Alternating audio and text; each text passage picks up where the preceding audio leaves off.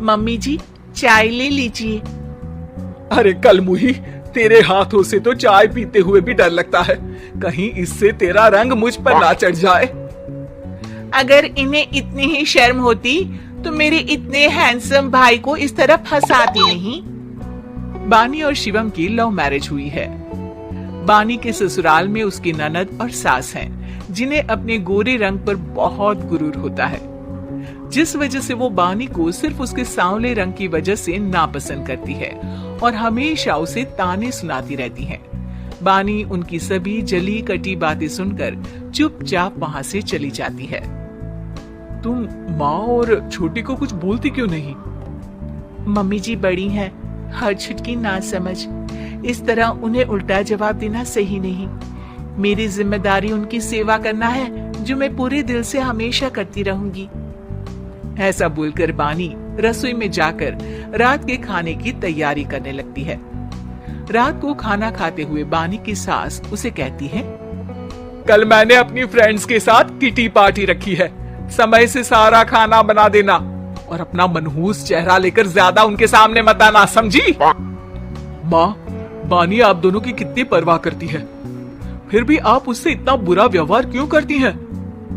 अरे एक तो लव मैरिज करके इस कलमुही को हमारे सर पर लाकर बिठा दिया और अब हम इसे कुछ बोल भी नहीं सकते क्या? भैया तो इनकी तरफदारी करेंगे ही, आखिर इन्होंने पूरी तरह उन्हें अपने वश में जो किया है। जिसे जो करना है करे, बस कल मेरा सारा काम समय पर हो जाना चाहिए। इस पर सब खाना खाकर सोने चले जाते हैं और अगले दिन बानी जल्दी उठकर सास की किटी पार्टी के लिए तैयारियां शुरू कर देती है, जिस पर पार्टी शुरू होने के बाद सास की सहेलियां कहती हैं, अरे वाह री, तेरी बहू ने तो बड़े स्वादिष्ट समोसे बनाए हैं। हाँ भाई, रंग कैसा भी हो, खाना बनाने में बिल्कुल अन्नपूर्णा है। अरे इसकी भी क्या बात करनी, मेरी बेटी से मिलो, इसकी सुंदरता के आगे तो उर्वशी रंभा भी फेल है। उर्वशी रंभा को तो फेल कर देगी, पर क्या अन्नपूर्णा बन पाएगी?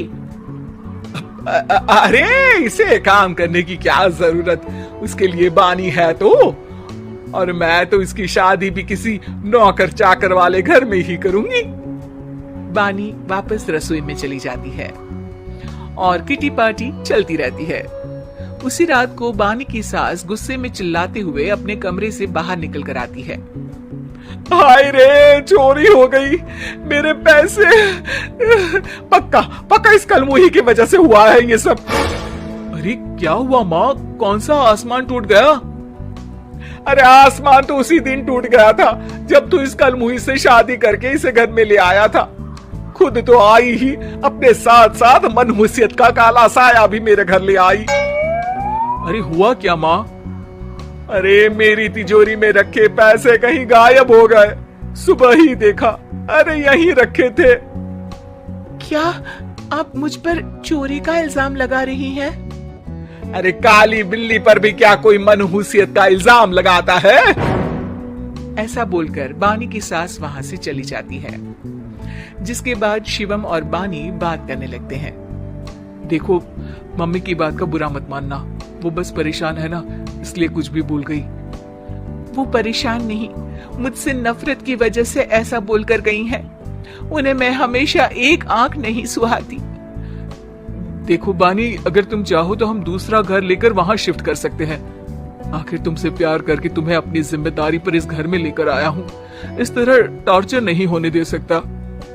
अगर आप साथ हैं तो मुझे किसी चीज की टेंशन नहीं, और आखिर वो हमारे बुजुर्ग हैं, हम उन्हें और छुटकी को इस तरह अकेले छोड़कर कैसे जा सकते हैं। इसके बाद बानी भी अपने कमरे में चली जाती है और अब हर रोज उसकी सास की तिजोरी से पैसे गायब होने लगते हैं। इसी तरह कुछ समय बीत जाता है और वो हर बार हर चीज का इल्जाम बानी पर लगाती है, पर बानी कभी कुछ भी नहीं बोलती। कलमुही, नास पीटी, बहू को घर की लक्ष्मी बोलते हैं, ये तो पनौती बनकर आई है, पनौती। एक रात बानी की सास को आधी रात में प्यास लगती है, तो वो पानी पीने रसोई की तरफ जाती है। तभी उसे अपनी बेटी के कमरे में कुछ आवाज सुनाई देती है। हाँ हाँ, मैंने मम्मी की तिजोरी से हर रोज थोड़े थोड़े पैसे निकाल कर हम दोनों के लायक खूब पैसे इकट्ठे कर लिए हैं। और मम्मी आज तक उस सब के लिए भाभी को ही जिम्मेदार समझती है। तुम बस जल्दी से आकर मुझे यहाँ से ले जाओ और हम कहीं दूर जाकर शादी कर लेंगे। मम्मी को कुछ पता नहीं चलेगा, सब मुसीबत खत्म।